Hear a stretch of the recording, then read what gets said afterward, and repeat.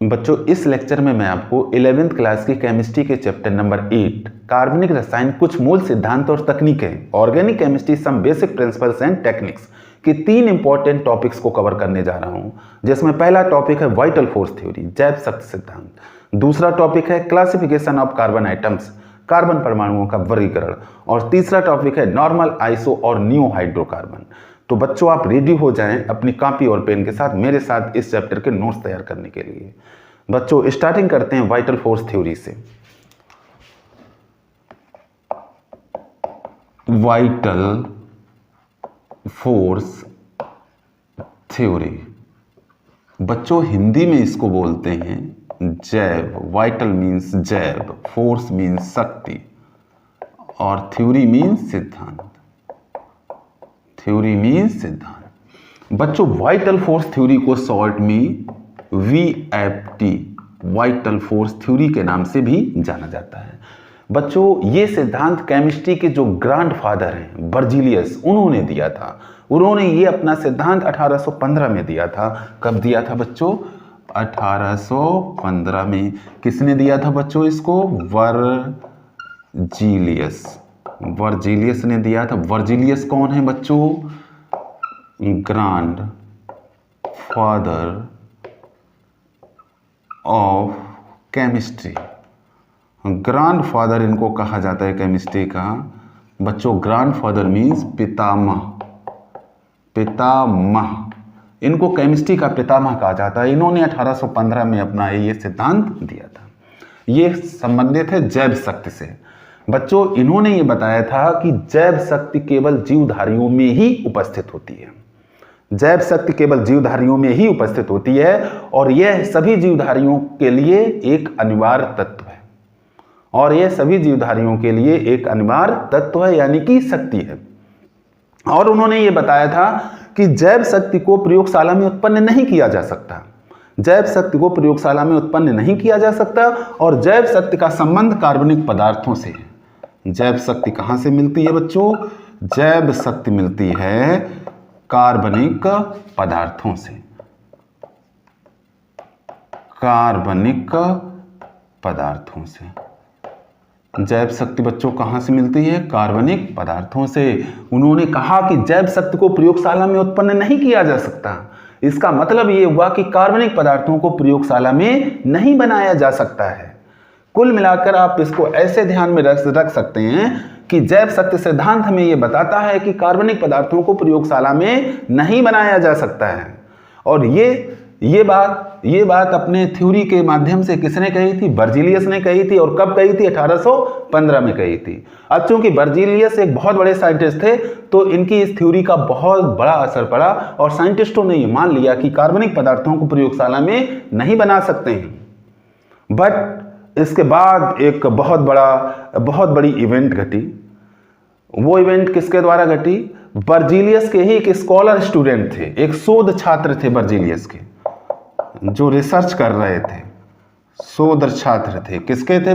Berzelius के शोध छात्र थे। बर्जीलियस के अंडर में रिसर्च कर रहे थे, रिसर्च स्कॉलर थे। कौन थे वो बच्चों? वोलर थे। वोहलर, इनको लिखते हैं वोहलर। एक शोध छात्र थे। कौन? वोहलर। इन्होंने 1828 में 1828 आफ्टर 13 ईयर्स, बर्जीलियस की थ्योरी देने के 13 ईयर्स के बाद 1828 में एक एक्सपेरिमेंट किया और उन्होंने 2 इनऑर्गेनिक कंपाउंड्स को लिया, 2 अकार्बनिक यौगिकों को लिया। कौन कौन से अकार्बनिक यौगिक थे बच्चों? उन्होंने लिया अमोनिया को, NH3 अमोनिया को लिया। और इसके साथ साथ उन्होंने एक एसिड लिया जिसका नाम रखा हाइड्रोसाइनिक अम्ल। हाइड्रोसाइनिक अम्ल, हाइड्रोसाइनिक एसिड, हाइड्रोसाइनिक एसिड। तो उन्होंने 2 कार्बनिक पदार्थ लिए, एक अमोनिया लिया, दूसरा हाइड्रोसाइनिक एसिड लिया। इन दोनों की आपस में क्रिया कराई जिससे उनको एक नया कार्बनिक पदार्थ मिला। वो नया कार्बनिक पदार्थ कौन था? NH4OCN। NH4OCN, इसको बच्चों बोलते हैं अमोनियम साइनेट। तो बच्चों 1828 में क्या घटना घटी? 1828 में साइंटिस्ट वोलर, जो एक स्कॉलर स्टूडेंट थे, रिसर्च कर रहे थे वर्जिलियस के अंडर में, उन्होंने एक एक्सपेरिमेंट किया। उन्होंने दो इनऑर्गेनिक कंपाउंड्स को लिया, अमोनिया और हाइड्रोसाइनिक एसिड को, उनकी आपस में उन्होंने रिएक्शन कराई, जिससे उनको एक नया कार्बनिक पदार्थ मिला, अमोनियम साइनेट। अमोनियम साइनेट क्या है? इनऑर्गेनिक कंपाउंड से, इनऑर्गेनिक कंपाउंड से अकार्बनिक यौगिक है। अब इसके बाद क्या हुआ? अब इसके बाद जैसे ही वोलर ने इसको गर्म किया, जैसे ही वोलर ने अमोनियम साइनेट को गर्म किया, किसको? NH4OCN को। NH4OCN को जैसे ही वोलर ने गर्म किया, एक बहुत बड़ा क्रांतिकारी परिवर्तन आया। क्या आया क्रांतिकारी परिवर्तन? उन्होंने जैसे ही इसको गर्म किया, वैसे ही एक कंपाउंड मिला जिसका नाम था NH2CONH2। इसका नाम था यूरिया। और ये क्या है? ये बच्चों एक कार्बनिक पदार्थ है, कार्बनिक पदार्थ है। तो वोलर ने जैसे ही अमोनियम साइनेट को गर्म किया, वैसे ही एक कार्बनिक पदार्थ मिल गया, यूरिया। और वैसे ही जैव शक्ति सिद्धांत का हो गया अंत, खंडन हो गया जैव शक्ति सिद्धांत का। ये जो 13 ईयर से एक मिथ चला आ रहा था कि किसी भी कार्बनिक पदार्थ को प्रयोगशाला में नहीं बना सकते, किसी भी कार्बनिक पदार्थ या यौगिक को प्रयोगशाला में नहीं बना सकते, उस मिथ का अंत कर दिया। किसने अंत किया? वोलर ने। तो बच्चों ये पूरा वाइटल फोर्स थ्योरी के नाम से जाना जाता है, और इससे रिलेटेड क्वेश्चन 11th की एग्जाम्स में आ जाते हैं, कभी कभी कंपटीशन में भी इससे रिलेटेड क्वेश्चन पूछे जाते हैं। तो इसको हम लोग जरा इसको समराइज करेंगे। इसका स्क्रीनशॉट जो बच्चे लेना चाहें ले लें, इसके बाद मैं इसको समराइज कर रहा हूं, इसके बाद आप स्क्रीनशॉट ले सकते हैं। ठीक है बच्चों, मैं इसको समराइज करने जा रहा हूं।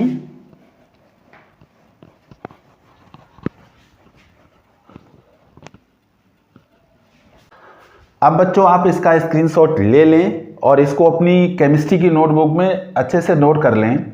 आप तुरंत इसका स्क्रीनशॉट लें। ठीक है बच्चों, मैं इसे साफ करता हूं।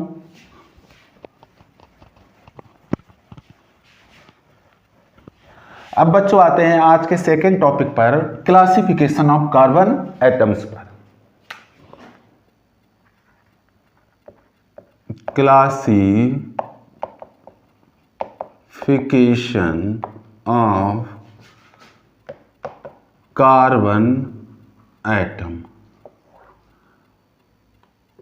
एटम्स, कार्बन परमाणुओं का वर्गीकरण।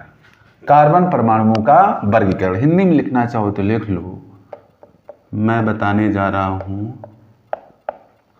कार्बन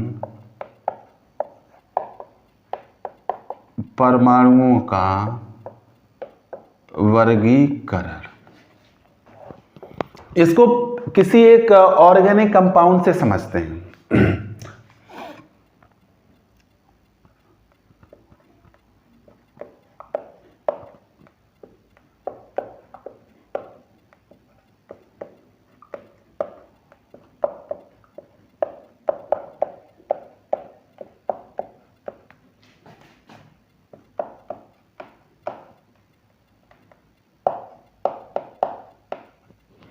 अब बच्चों ध्यान से इसको देखो, ये जो मैंने एक कार्बनिक यौगिक लिखा हुआ है, ये वैसे तो हाइड्रोकार्बन है, इसमें दो ही तरह के एटम है, एक कार्बन है एक हाइड्रोजन है। हालांकि हमें यहाँ से केवल कार्बन परमाणुओं के वर्गीकरण को ही समझना है। अब बच्चों देखिए, इसमें आपको 4 तरह के कार्बन दिख रहे होंगे।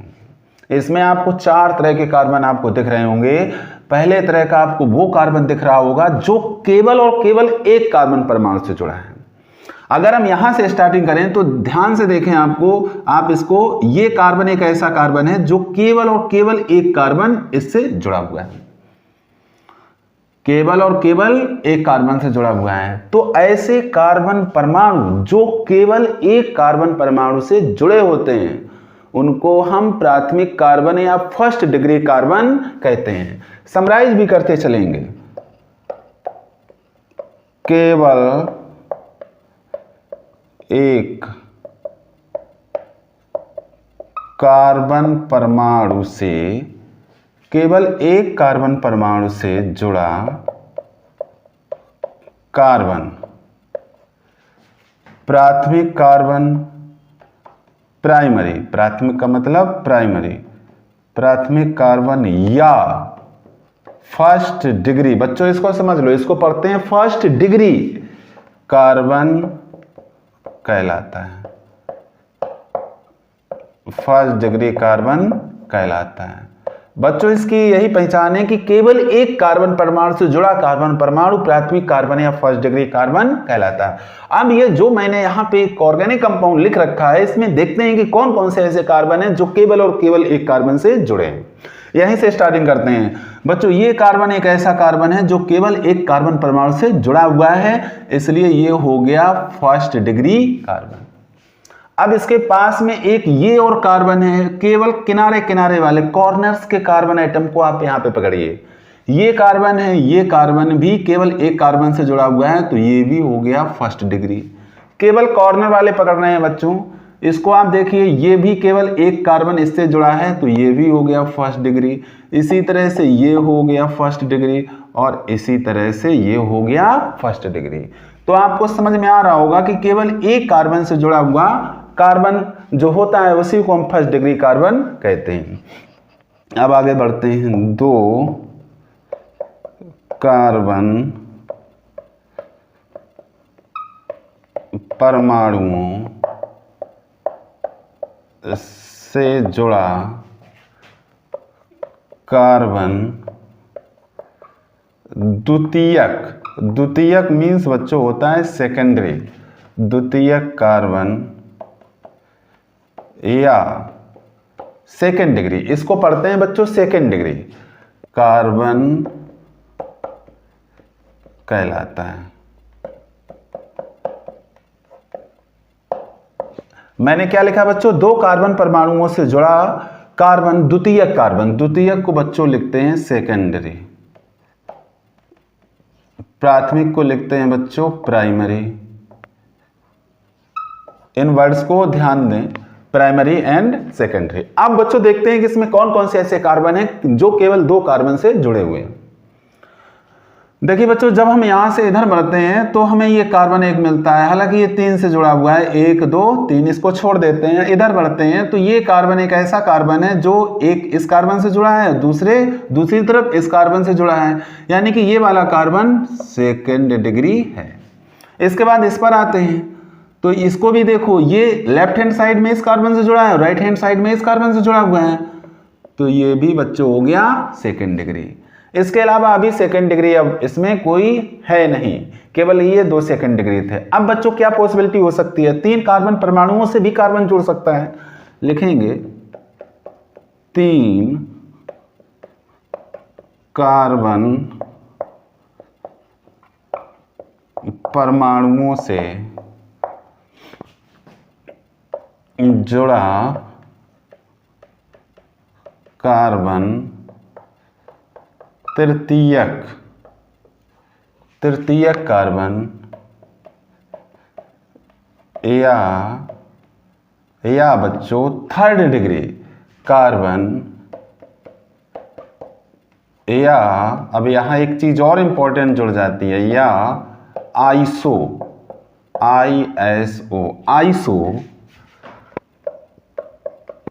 कार्बन कहलाता है। यानी कि ऐसा बच्चों कार्बन जो तीन कार्बन परमाणुओं से जुड़ा हो उसको तृतीयक कार्बन, तृतीयक को बच्चों बोलते हैं टर्शियरी। इंग्लिश वर्ड भी बच्चों ध्यान में रखेंगे। प्राइमरी को केवल पी से लिखते हैं, सेकेंडरी को केवल एस से लिखते हैं, और टर्सरी को केवल टी से लिखते हैं। ये सिंबल यूज होंगे इसलिए इनको समझते चलिए। अब देखते हैं कि तीन कार्बन से कौन सा कार्बन यहां जुड़ा है जो मैंने ये एग्जाम्पल दिया हुआ है। बच्चों यहीं से राइट हैंड साइड से स्टार्टिंग करते हैं। ये कार्बन अभी छूटा हुआ है, इस कार्बन को ध्यान से देखो, इसको लेफ्ट हैंड साइड में इस कार्बन से जुड़ा है, राइट हैंड साइड में इस कार्बन से जुड़ा है, और ऊपर की तरफ इस कार्बन से जुड़ा है। ठीक है, तो बच्चों ये किस तरह का हो गया, थर्ड डिग्री कार्बन हो गया। इसके अलावा और अभी इसमें थर्ड डिग्री नहीं है। अब आगे बढ़ते हैं। चार कार्बन परमाणुओं से जुड़ा कार्बन। किससे बच्चों? 4 कार्बन परमाणुओं से जुड़ा कार्बन चतुष्क, एक हिंदी में वर्ड होता है चतुष्क कार्बन, या बच्चों 4 डिग्री कार्बन, या नियो, आइसो के बाद बच्चों नियो, NEO, नियो कार्बन कहलाता है। इसको बच्चों क्वाटरनरी बोलते हैं, इसे बच्चों बोलते हैं क्वाटरनरी कार्बन। तो बच्चों ऐसा कार्बन जो 4 कार्बन परमाणुओं से जुड़ा होता है उसको क्वाटरनरी या 4 डिग्री कार्बन या नियो कार्बन कहते हैं। अब यहां पे देखिए बच्चों, ये कार्बन एक ऐसा कार्बन है जो लेफ्ट राइट अप डाउन वाले कार्बन एटम से जुड़ा हुआ है, तो इसको हम बोलेंगे 4 डिग्री कार्बन। तो बच्चों ये 4 डिग्री के कार्बन होते हैं, first degree, second degree, third degree, 4 degree, यानी कि primary, secondary, tertiary and quaternary. तो बच्चों फर्स्ट डिग्री की आइडेंटिटी क्या है कि ये केवल 1 कार्बन से जुड़ा होना चाहिए, सेकंड डिग्री ये 2 कार्बन से जुड़ा होना चाहिए, थर्ड डिग्री ये 3 कार्बन से जुड़ा होना चाहिए, और 4 डिग्री 4 कार्बन से जुड़ा होना चाहिए।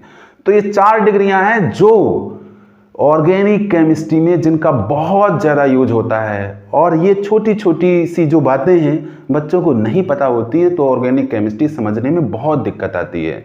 तो इनको आप अपने माइंड में सेट कर लें कि फर्स्ट डिग्री कब आएगा, सेकंड डिग्री कब होगा, थर्ड डिग्री कब होगा, और 4 डिग्री कब हो गया। कार्बन मैक्सिमम 4 डिग्री का ही होता है क्योंकि इसकी वैलेंसी 4 होती है, इसकी वैलेंसी 4 होती है। तो primary, secondary, tertiary and quaternary, चारों कार्बन आपके क्लियर हो गए। अब बच्चों यहां पर एक चीज और आती है, देखिए बच्चों क्वाटरनरी जो कार्बन है उससे तो कोई हाइड्रोजन जुड़ नहीं सकता है। हाइड्रोजन कितने डिग्री के कार्बन तक जुड़ सकते हैं? 3rd डिग्री कार्बन तक जुड़ सकते हैं, 3rd डिग्री से एक हाइड्रोजन जुड़ा है। इसके आगे जो 4 डिग्री वाला कार्बन है उससे कोई हाइड्रोजन नहीं जुड़ सकता। क्यों नहीं जुड़ सकता? क्योंकि कार्बन की वैलेंसी ही 4 होती है। तो अब देखिए इन्हीं डिग्री के अकॉर्डिंग हाइड्रोजन भी 3 डिग्री के होते हैं, first degree hydrogen, second degree hydrogen और 3rd डिग्री हाइड्रोजन। ऐसा हाइड्रोजन जो फर्स्ट डिग्री कार्बन से जुड़ा है फर्स्ट डिग्री हाइड्रोजन हो गया, जो सेकंड डिग्री कार्बन से जुड़ा है वो सेकंड डिग्री हाइड्रोजन हो गया, और जो 3rd डिग्री कार्बन से जुड़ा है वो 3rd डिग्री हाइड्रोजन हो गया। यानी कि हम कह सकते हैं कि फर्स्ट डिग्री, सेकंड डिग्री व 3rd डिग्री कार्बनों से जुड़े हाइड्रोजन एटम्स को क्रमशः फर्स्ट डिग्री, सेकंड डिग्री या सेकंड डिग्री व 3rd डिग्री हाइड्रोजन एटम कहते हैं। क्या कहते हैं? फर्स्ट डिग्री, सेकंड डिग्री व 3rd डिग्री हाइड्रोजन एटम कहते हैं। और फर्स्ट डिग्री हाइड्रोजन को क्या बोलते हैं बच्चों? फर्स्ट डिग्री हाइड्रोजन को हम बोलते हैं primary hydrogen. Second degree hydrogen को क्या बोलते हैं? Secondary hydrogen.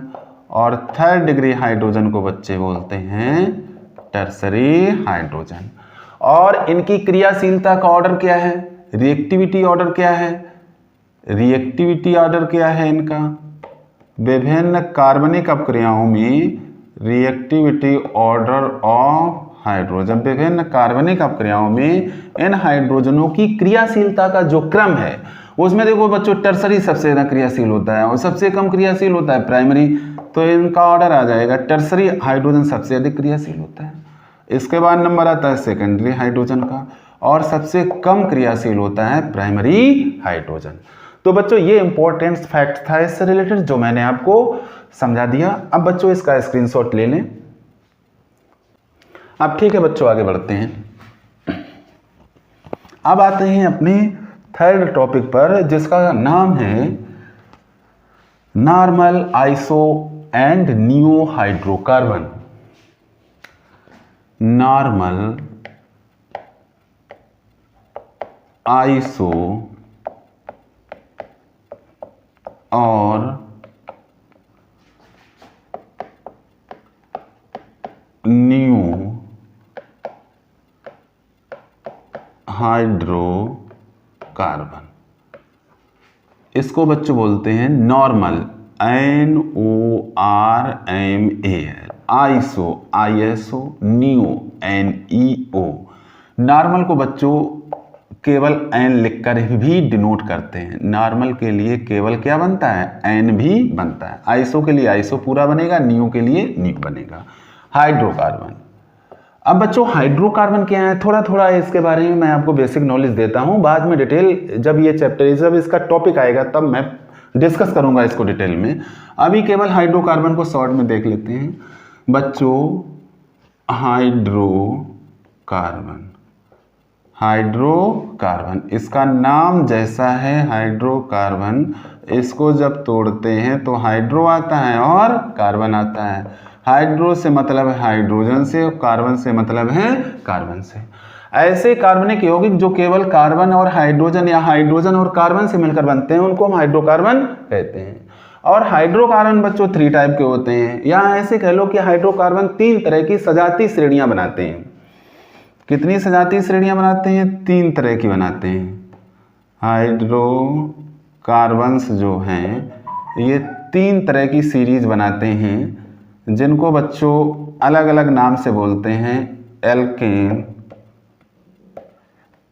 एल्कीन और एल्काइन।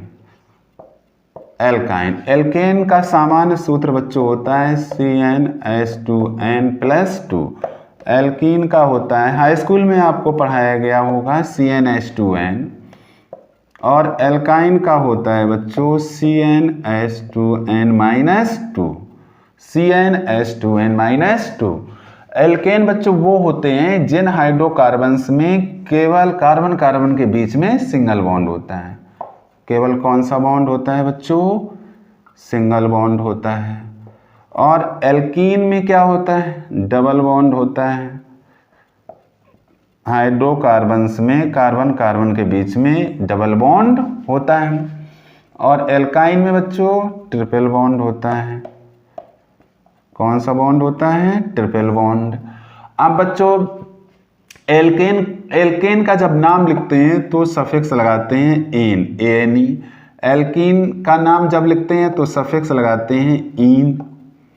और एल्काइन का जब नाम लिखते हैं तो सफिक्स लगाते हैं YNE।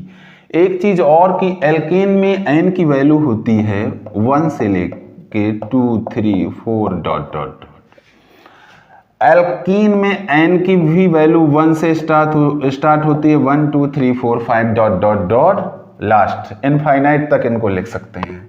यहाँ n की वैल्यू बच्चों स्टार्ट होती है 1 से नहीं, ये 2 से स्टार्ट होती है, इसको ध्यान में रखेंगे, 2, 3, 4 ...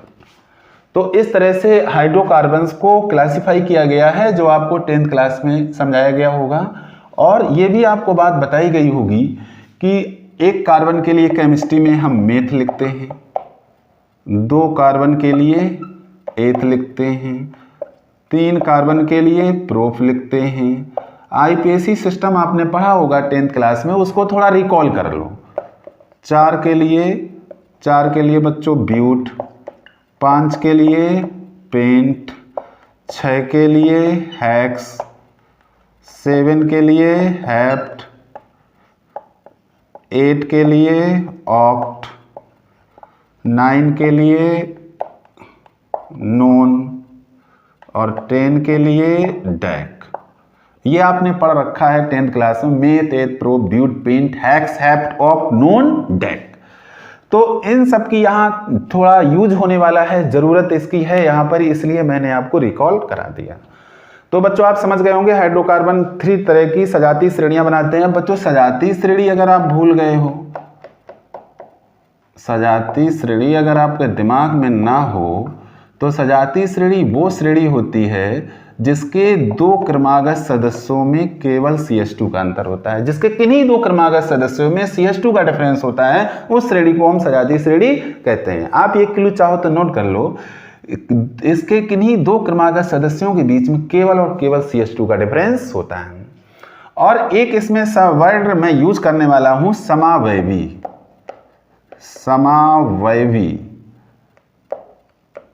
तो अभी इसको आगे डिटेल में मैं इसी चैप्टर में पढ़ाऊंगा। केवल यहां पर अभी इस टॉपिक को समझने के लिए आप अपने माइंड में सेट कर लीजिए। समावयवी का मतलब है समान अणुसूत्र किंतु भिन्न संरचना सूत्र। भिन्न संरचना सूत्र।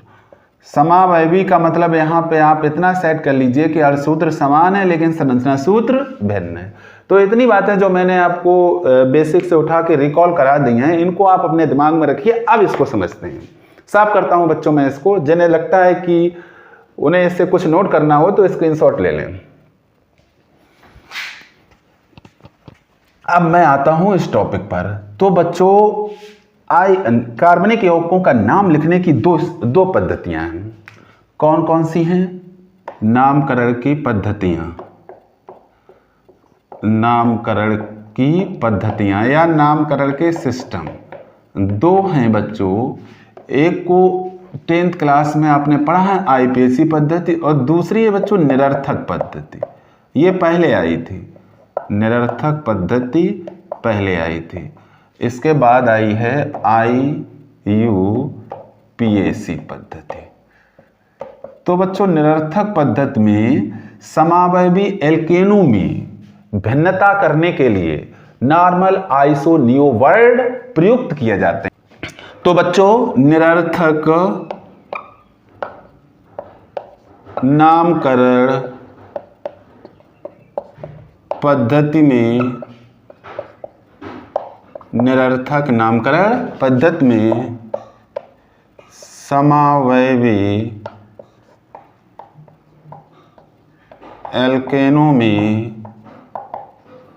समावयवी एल्केनों में अंतर स्पष्ट करने के लिए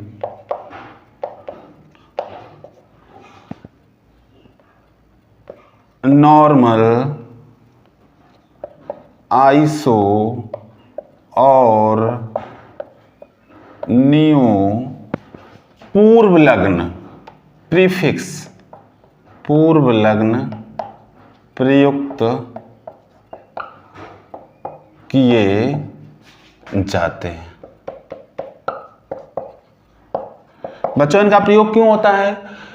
नॉर्मल आइसो और नियो का प्रयोग बच्चों इसलिए होता है ताकि समावयवी जो एल्केन है उसमें अंतर स्पष्ट किया जा सके। किस पद्धति में? निरर्थक पद्धति में। अब बच्चों इसके आधार पर इन हाइड्रोकार्बनों का जो क्लासिफिकेशन हुआ है उसको आप डिफाइन करते हैं, आपको अंतर समझाते हैं। सबसे पहले नॉर्मल हाइड्रोकार्बन्स। देखते हैं बच्चों नॉर्मल हाइड्रोकार्बन्स क्या हैं। बच्चों ऐसे हाइड्रोकार्बन जिनमें कार्बन परमाणु एक स्ट्रेट चेन के द्वारा जुड़े होते हैं, एक स्ट्रेट चेन के द्वारा जुड़े होते हैं, नॉर्मल हाइड्रोकार्बन कहलाते हैं। मतलब वे हाइड्रोकार्बन जिनमें कार्बन एटम्स एक सीधी श्रृंखला में, सीधी श्रृंखला का मतलब बच्चों स्ट्रेट चैन में जुड़े होते हैं, नॉर्मल हाइड्रोकार्बन कार्बन कहलाते हैं।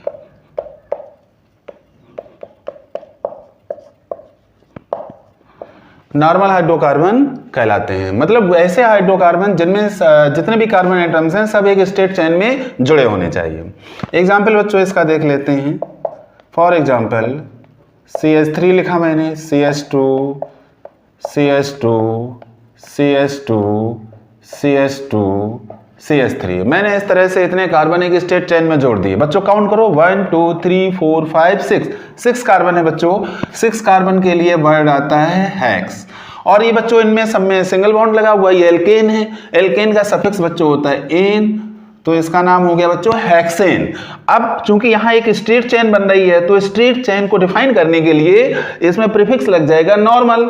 नॉर्मल के लिए बच्चों सिर्फ एन बनाया जाता है, तो बच्चों इसका नाम हो गया normal hexane, n hexane, n hexane. बच्चों एक दूसरा एग्जांपल लेते हैं, CH3 CH2 CH2 CH2 CH2 CH2 CH2, कितने कार्बन हो गए? 1 2 3 4 5 6 7 8। CH3 यहाँ हो गए 9 कार्बन। 9 के लिए वर्ड आता है नून। एल्केन है, इन जोड़ेंगे सफिक्स, तो इसका नाम हो गया नूनीन, नूनीन। और इसकी स्ट्रेट चेन को डिफाइन करने के लिए प्रीफिक्स इसमें लगा देंगे एन, तो इसका नाम हो गया एन नूनीन, एन नूनीन। बच्चों इसका स्क्रीनशॉट लो, इसके बाद दूसरे हाइड्रोकार्बन में डिफाइन करता हूं। ठीक बच्चों, आते हैं आइसो हाइड्रोकार्बन्स पर। आइसो हाइड्रोकार्बन्स पर नंबर सेकंड, आइसो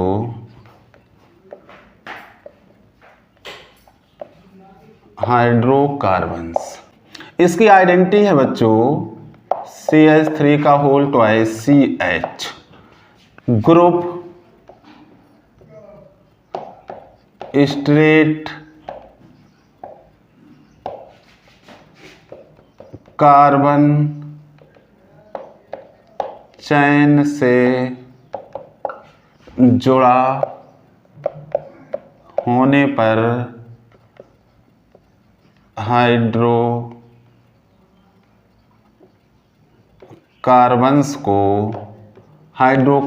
को आइसो हाइड्रोकार्बन्स कहते हैं। तो ये बच्चों इसकी आइडेंटिटी है, आप ग्रुप याद रखेंगे, CH3 का होल ट्वाइस CH। एग्जाम्पल इसका देखते हैं, मैंने यहां लिख दिया CH3 इन दोनों कार्बन को इस कार्बन से जोड़ दिया और यहां लिख दिया CH3। तो बच्चों ध्यान से देखो, ये ग्रुप मैंने लगा दिया है CH3 का होल ट्वाइस CH, CH3 का होल ट्वाइस CH। अब बच्चों ये हो गया आइसो हाइड्रोकार्बन। कार्बन का आइटम काउंट करिए, 1 2 3 4 कार्बन आइटम है। 4 कार्बन आइटम के लिए वर्ड आएगा ब्यूट। एल्केन है तो एन जोड़ देंगे, और चूंकि इसमें CH3 का होल ट्वाइस CH ग्रुप है तो इससे पहले वर्ड आ जाएगा, प्रीफिक्स आ जाएगा आइसो, तो इसका नाम हो गया बच्चों आइसोब्यूटेन। ऐसे दूसरा एग्जांपल लेते हैं, CH3 दो जोड़ दिए मैंने इस कार्बन से, चैन को थोड़ा लंबा करते हैं, ये एग्जाम्पल मैंने आपको दे दिया। तो इसमें भी बच्चों आप देखिए, ये CH3 का होल ट्वाइस CH ग्रुप जुड़ा हुआ है। अब इसके कार्बन एटम्स काउंट करिए, 1 2 3 4 5 6 कार्बन के लिए वर्ड आएगा हेक्स। एल्केन है, एन जोड़ेंगे, और चूंकि इसमें CH3 का होल ट्वाइस CH ग्रुप है तो इससे पहले लगाएंगे आइसो, तो बच्चों इसका नाम हो गया आइसो हेक्सेन। तो इस तरह से आसानी से आप आइसो हाइड्रोकार्बन्स के नाम लिख सकते हैं। नंबर 3 पे आते हैं बच्चों, नियो हाइड्रोकार्बन्स। इसकी आइडेंटिटी पता करते हैं बच्चों, CH3 का होल थ्राइस CH3 का whole thrice C group straight carbon chain से जुड़ा होने पर